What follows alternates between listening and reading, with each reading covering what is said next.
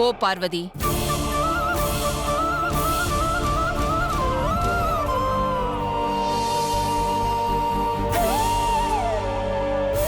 பார்வதி போ போ போ.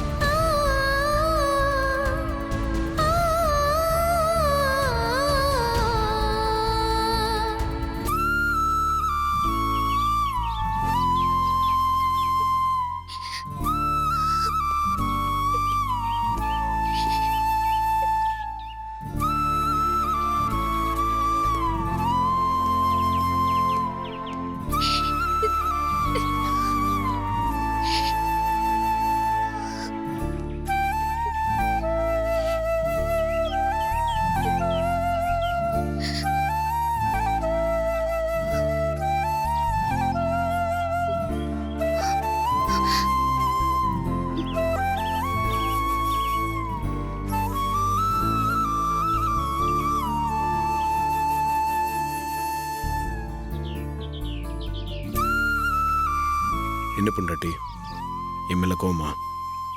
நான் எப்படி பெரிய உங்க மேல கோவப்பட முடியும்? அதுக்கு எனக்கு என்ன அருகதை இருக்கு?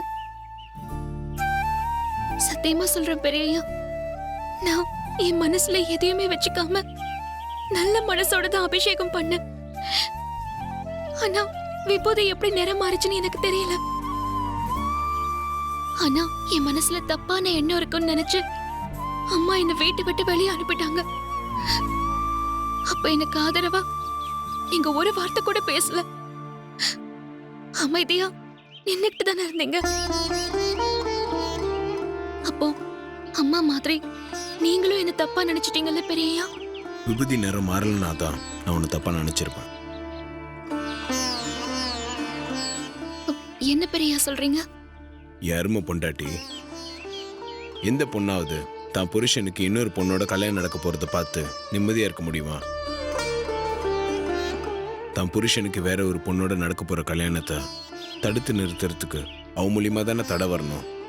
அது வந்தா தானே அவ பொண்டாட்டி. விபூதி நிறம் மாறி நீதான் என் பொண்டாட்டின்னு அந்த கடவுளே ஒரு முடிவை சொல்லியிருக்காரு. நான் இதை அப்படிதான் நினைக்கிறேன். ஒருவேளை விபூதி நிறம் மாறாம இருந்திருந்தா நீ என்னை விட்டு கொடுக்க முடிவு பண்ணிட்டியோன்னு நான் உன் மேல வருத்தப்பட்டிருப்பேன். நடக்கிறதெல்லாம் பார்க்கும்போது எனக்கு பயமா இருக்கு பெரியய்யா.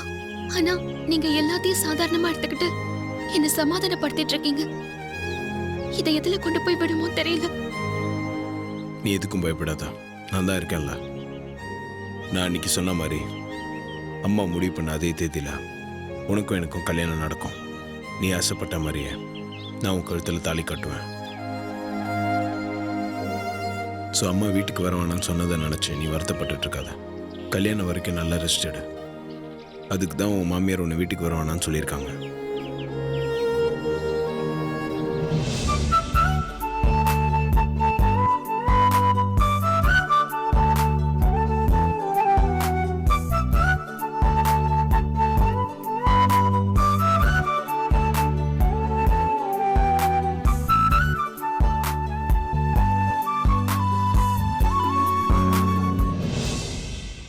இதே மாதிரி சிரிச்சுக்கிட்டே இரு. இதான் செம்பருத்திக்கு அழகு. சரி, பாப்பலாம்.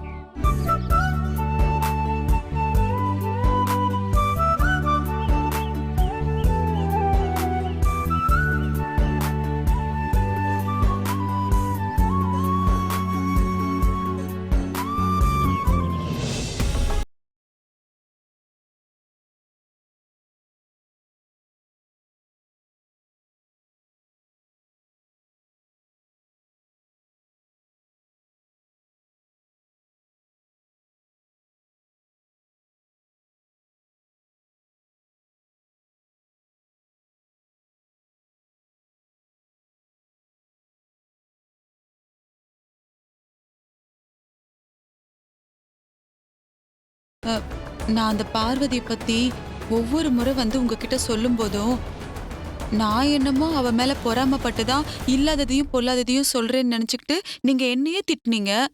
அ, இப்போ உங்களுக்கே தெரிஞ்சிருச்சுலக்கா.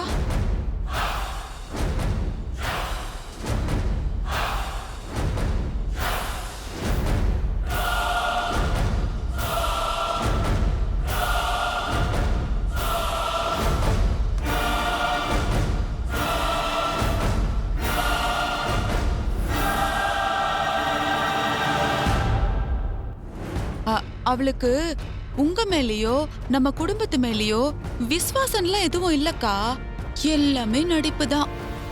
அப்பாவும் பொண்ணும் நல்லா நடிச்சு நடிச்சு உங்களை ஏமாத்திட்டு இருக்காங்க. உங்க நல்ல குணத்தை அவங்க நல்லா உபயோகப்படுத்திக்கிறாங்கக்கா. அதனாலதான் அவ உண்மையான குணம் என்னன்னு இன்னைக்கு கடவுளே காட்டி கொடுத்துட்டாரு. இவ்ளோ அமைதியா கேட்டுக்கிட்டு இருக்கா. இன்னும் கொஞ்சம் முன்னாடி போய் சொல்லு, நல்லா கேட்கட்டும்.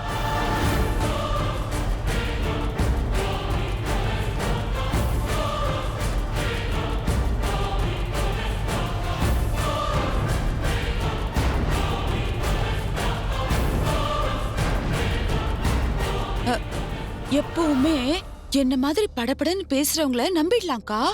என் மனசுல எல்லாம் ஒண்ணுமே இருக்காது. ஆனா பார்வதி மாதிரி ஊம கொட்டாம் போல இருக்காங்க பாத்தீங்களா, அவங்கள மட்டும் நம்பவே கூடாதுக்கா. அத்தனையும் விஷம்.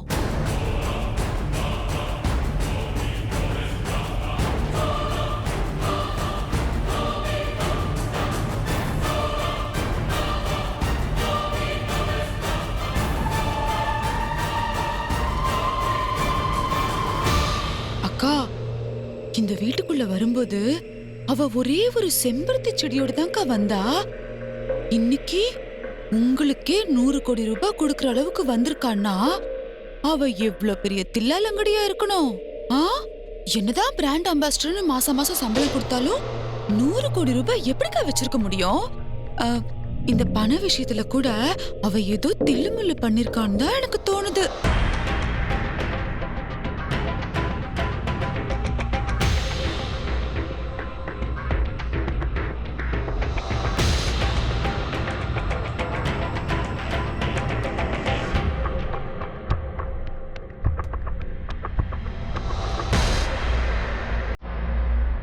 நீங்க என்ன அடிச்சாலும் சரி, எவ்வளவுதான் திட்டினாலும் சரி, நான் இந்த வீட்டு மருமக, உங்களுக்கு அடுத்த இடத்துல இருக்கிறவ. என்னால உங்களுக்கோ இல்ல இந்த குடும்பத்துக்கோ கனவுல மனசுல கூட துரோகம் நினைக்க முடியாதுக்கா. ஆனா அந்த சமையல்காரி அப்படி இல்லக்கா. அவ உங்களுக்கு செஞ்ச துரோகம் எல்லாம் கொஞ்சம் நெஞ்சம் கிடையாது. அவளை நீங்க இந்த வீட்டுக்குள்ள வரக்கூடாதுன்னு சொல்லிருக்க கூடாதுக்கா. இந்த ஊரை விட்டு துரத்தி அடிச்சிருக்கணும்.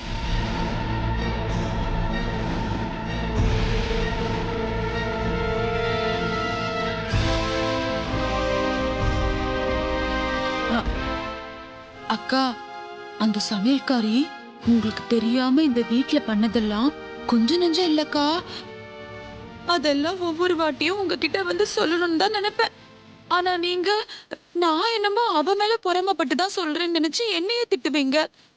சரி, எதுக்கு உங்களை டென்ஷன் ஆகணும்னு தான் யார்கிட்டயும் அதெல்லாம் சொல்ல முடியாம என் மனசுக்குள்ளேயே போட்டு அடக்கி வச்சிருந்தேன்.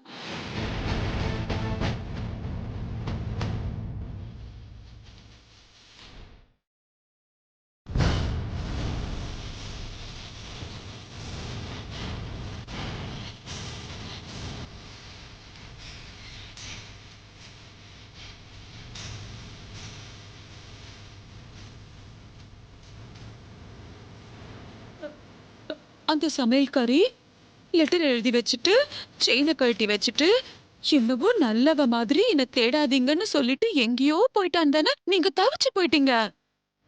ஆனா உண்மையிலேயே அவ எங்க போனா தெரியுமா?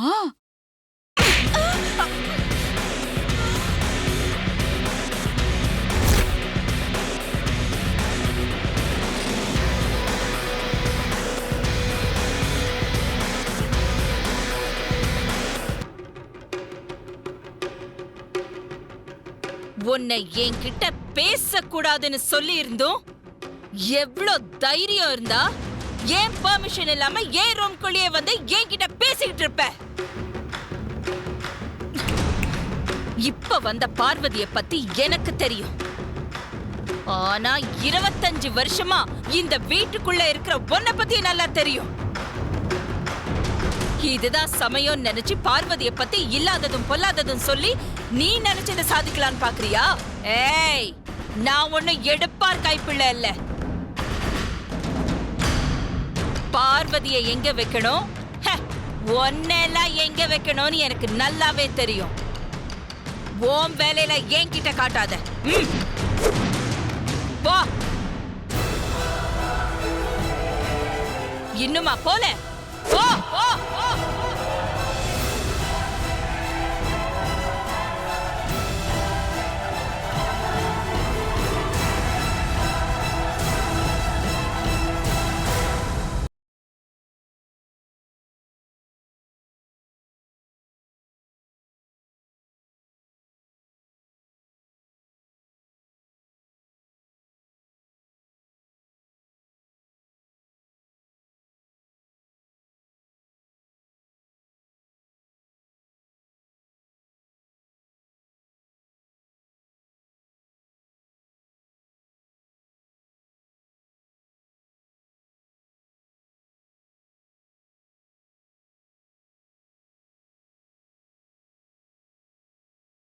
பார்வதி மேல ஆண்டி பயங்கரமான கோவத்துல இருக்காங்கன்னு நினைக்கிறேன்.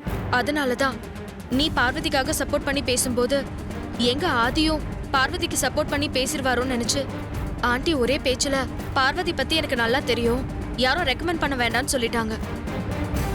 ஆண்டி பார்வதி மேல கோவமா இல்லைன்னா கூட ஆதி பார்வதியோட லவ் மேட்டரை ஆண்டி கிட்ட சொல்லலாம். ஆனா இப்ப இருக்க சூழ்நிலையில ஆண்டி கிட்ட ஆதி பார்வதி விஷயத்த சொல்ல முடியுமா சொல்லு? எனக்கு என்னமோ ஆதி பார்வதிய மறந்துட்டு ஆண்டி பார்த்து வச்சிருக்கிற மித்ராவை கல்யாணம் பண்ணிக்கிட்டாதான் ஆதிக்கும் நல்லது பார்வதிக்கும் நல்லதுன்னு தோணுது. ஏன் ப்ரோவும் பார்வதி ஒருத்தருக்கு ஒருத்தர் உயிருக்கு உயிரா லவ் பண்ற விஷயம் உனக்கு ஏற்கனவே தெரியும்ல, அப்படி தெரிஞ்சு எதுக்கு இப்படி பேசுற? நான் பிராக்டிக்கலா பேசுறேன் அருண், கொஞ்சம் யோசிச்சு பாரு. ஆதி பார்வதி லவ் ஆண்டி கிட்ட சொல்ல முடியுமா? அதுவும் இப்ப இருக்கிற சூழ்நிலையில ஆதி பார்வதியோட காதல் ஜெயிக்கிறதுக்கான வாய்ப்பே இல்லைன்னு தான் எனக்கு தோணுது. அதனால ஆதி பார்வதிய மறந்துட்டு ஆண்டி பார்த்து வச்சிருக்கிற மித்ராவை கல்யாணம் பண்ணிக்கிறது தான் நல்லதுன்னு தோணுது. ஒன் சைடா லவ் பண்ண உன் காதலே ஜெயிக்கும் போது சின்சியரா லவ் பண்ற அவங்க காதல் ஜெயிக்க கூடாதா? உன் மனசுல காதலை வளர்த்துட்டு என்ன அடைஞ்சே திருன்னு எவ்வளவு கஷ்டப்பட்ட. இப்ப அவங்க காதல் உனக்கு சாதாரணமா போச்சுல்ல? உண்மையான காதல்ங்கிறது இந்த ஜாதி மதம் இனம் எத்தனை தடை வந்தாலும் அத்தனை தடையை உடைச்சுக்கிட்டு ஜெயிக்கிறது தான் உண்மையான காதல். ப்ரோ பார்வதி காதல் உண்மையான காதல், அது கண்டிப்பா ஜெயிக்கும். அதை கண் கூட நீ பார்க்க தான் போற.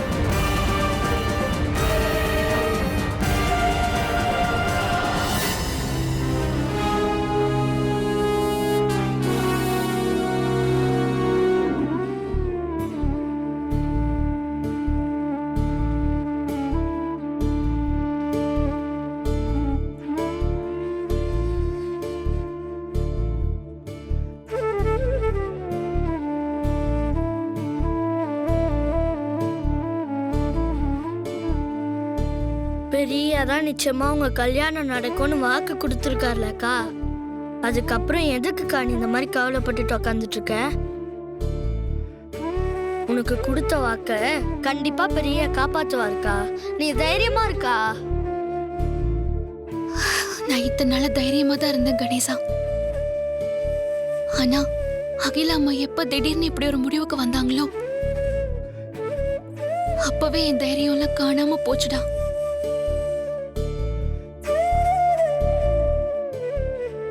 என்னால பெரியயாவுக்கும் அகிலா அம்மாவுக்கும் பிரச்சனை வந்துடக்கூடாது கணேசா. அதெல்லாம் ஒன்றும் வராதுக்கா. 15 கம்பெனியை நிர்வாகம் பண்ற பெரியாவுக்கு உன்னோட பிரச்சனையை எப்படி முடிக்கணும்னு தெரியாதா? அதெல்லாம் பெரிய பார்த்து பாருக்கா. நீ முகத்தை இந்த மாதிரி சோகமா வச்சுட்டு இருக்காதக்கா. அப்பா மட்டும் பார்த்தாரு, அதுக்கப்புறம் சந்தேகப்பட்டு விசாரிக்க ஆரம்பிச்சிருவாரு. அகிலா அம்மா சொன்னா அது ஆண்டவனே சொன்ன மாதிரி. அதை யாராலையும் மாத்த முடியாது கணேசா. அதை நினைச்சாதான் ரொம்ப பயமா இருக்கு. பார்வதி, பார்வதி, நடந்ததெல்லாம் கேள்விப்பட்டேன். பெரிய தம்பி கல்யாணம் முடிகிற வரைக்கும் அம்மா உன்னை வீட்டுக்குள்ள வரக்கூடாதுன்னு சொல்லிட்டாங்களாமே. ஒவ்வொரு தடவையும் வீட்டுல ஏதாவது விசேஷம் நடக்கும்போது உன்னால ஏதாவது குழப்பம் வந்துகிட்டே இருக்கும். பெரிய தம்பி கல்யாணம் முடிகிற வரைக்கும் அது மாதிரி எந்த குழப்பமும் உன்னால வந்துடக்கூடாதுன்னு நான் பயந்துகிட்டே இருந்தேன். ஆனா ஆரம்பத்திலேயே வந்துடுச்சேன். நான் எந்த தப்பு பண்ணலப்பா. என் மேல எந்த தப்புமே இல்ல. நான் மனசு சுத்தமா தான் பூஜை பண்ணேன். மத்தவங்க பால் ஊத்தும் போது நிறமாறாத லிங்கம், நீ பால் ஊத்தும் போது நிறம் மாறி இருக்கே. அப்ப அக்கா நல்ல மனசோட பூஜை பண்ண நீங்களும் நம்புறீங்களாப்பா? நான் நம்புறது முக்கியம் இல்லடா, அம்மா நம்பணும். அவங்களுக்கு அந்த நம்பிக்கை இல்லாததுனாலதான் பெரிய தம்பி கல்யாணம் முடிகிற வரைக்கும் உங்க அக்காவை வீட்டுக்குள்ளேயே வரக்கூடாதுன்னு சொல்லியிருக்காங்க.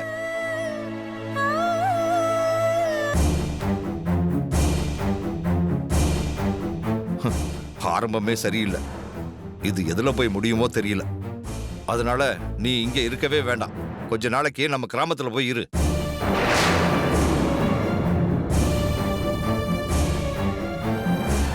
என்னப்பா நீங்க சொல்லிட்டு இருக்கீங்க?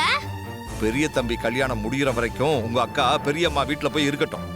பெரிய தம்பி கல்யாணம் முடிஞ்சதுக்கு அப்புறம் நான் போய் கூட்டிட்டு வந்துடுறேன். என்ன ஊருக்கு போக சொல்லாதீங்கப்பா. நான் அகில அம்மா பேச்ச மீறி வீட்டுக்குள்ள சத்தியமா போக மாட்டேப்பா. என்னால பெரிய கல்யாணத்துக்கு எந்த தடையும் வராது. நான் இங்கேயே இருக்கேன்ப்பா. இல்ல, எனக்கு என்னமோ சரியா படல. நீ ஓ ட்ரெஸ் எல்லாம் எடுத்து வை. நான் இப்பவே உன்னை கொண்டு போய் பஸ் ஏத்தி விடுறேன். நீ ஊருக்கு கிளம்பு.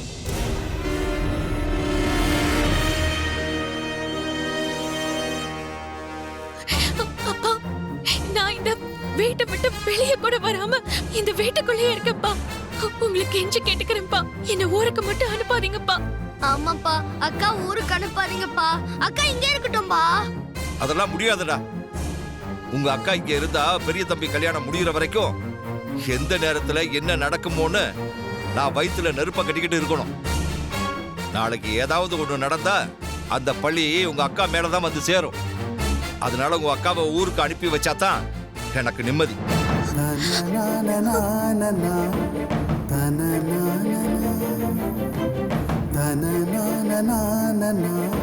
இன்னும் ஏன் இங்கே நின்னுகிட்டு இருக்க? ஓ, போய் உன் துணியெல்லாம் எடுத்து வை, கிளம்பலாம். வேண்டாம்ப்பா, என்னால கண்டிப்பா எந்த பிரச்சனையும் வராதுப்பா. நான் இங்கே இருக்கேன்ப்பா.